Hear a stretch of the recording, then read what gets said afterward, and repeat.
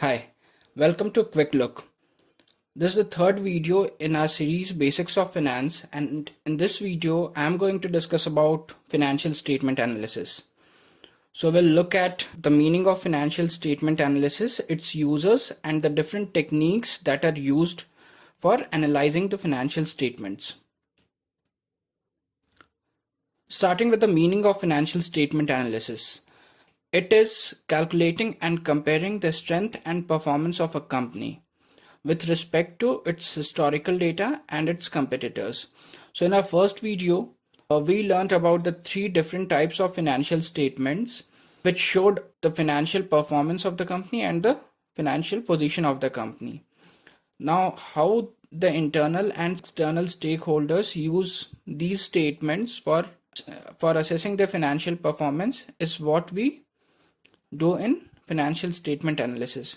So either we compare these data with our competitors to know where we stand, or we compare it with our historical data to know how well we have performed over the years.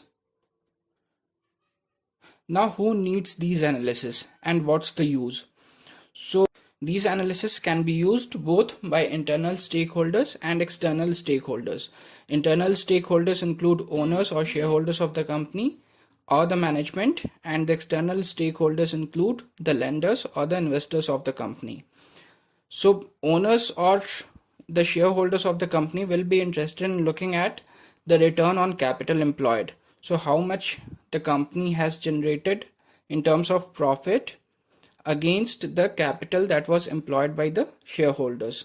They'll also look at the profitability and the debt to equity position, among many other factors.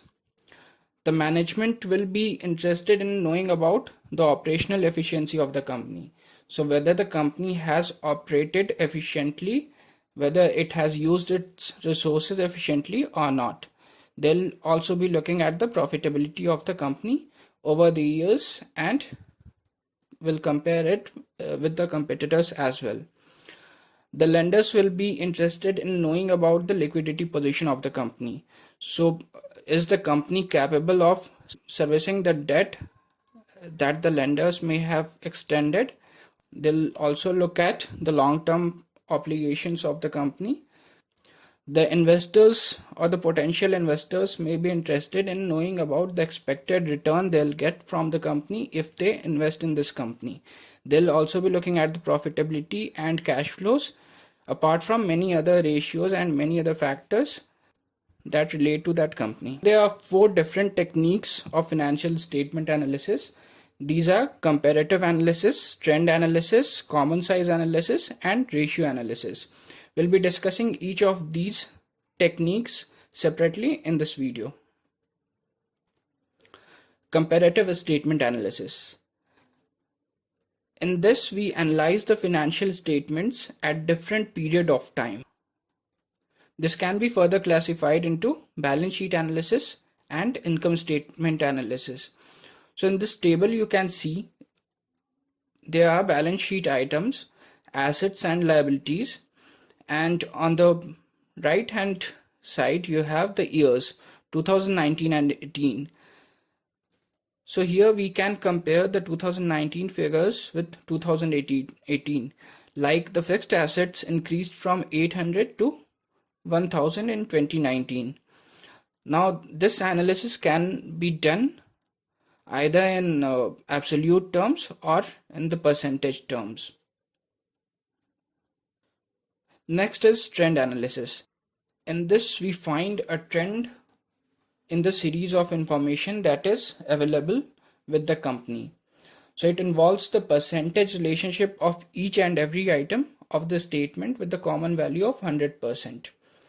In the example which is there on the screen, there's net income over a period of time from 2016 to 2019. So we have taken 2016 as the base year, considering it to be 100%, and we have measured the increase or decrease in net income over the years 2017, 18, and 19. So like we can say, in 2017 the net income increased by 20% from 100 to 120%, and In 2018, it decreased to 115%.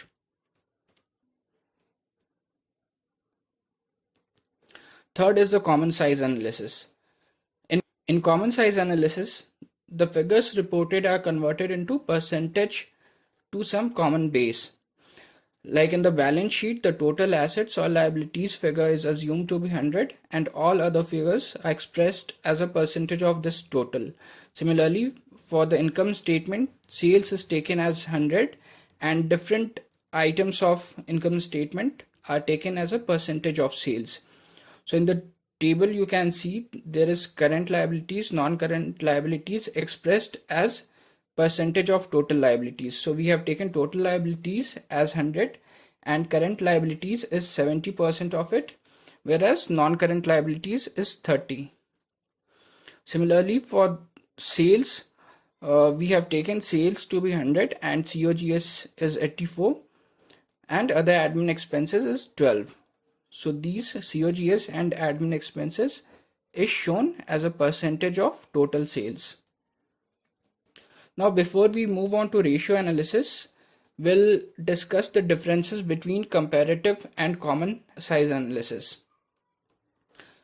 In comparative analysis, we do year-on-year comparison in absolute terms or in percentage, whereas in common size analysis, the comparison is done in percentage terms. So as I discussed just now, percentage of total assets or percentage of total sales is taken for comparison. Now, comparative analysis is useful in comparing this year's result with previous years, whereas common size analysis can be used for comparing the results with those of competitors. Comparative analysis is generally done for internal stakeholders, whereas common size analysis is generally done for external stakeholders. The fourth and most important and most used analysis is ratio analysis. Ratio is a mathematical relationship between one number to another number. In ratio analysis, you'll find there are several ratios which relate balance sheet to income statement, whereas there are many which defines a relationship between different items of balance sheet or different items of income statement. Ratios are further classified into four: the liquidity ratio, activity ratio, solvency ratio, and profitability ratio. In liquidity ratio, this is also called as the short-term ratio. In this ratio, we look at the current assets and current liabilities of the company. So what we are assessing is the company's potential to service its current liabilities with the current assets that it has. Activity ratio, also known as the turnover ratio, is used to know how efficiently the company is using its operating assets to generate revenue. Some examples of activity ratio includes creditors turnover and debtors turnover. Solvency ratio is used to understand the long-term fund obligations of the company. This may include debt to equity ratio and interest coverage ratio. Fourth is the profitability ratio that relates to the profit generated by. I'll be discussing these ratios in detail in my next video. Till then, stay connected and do subscribe to my channel if you haven't done it yet.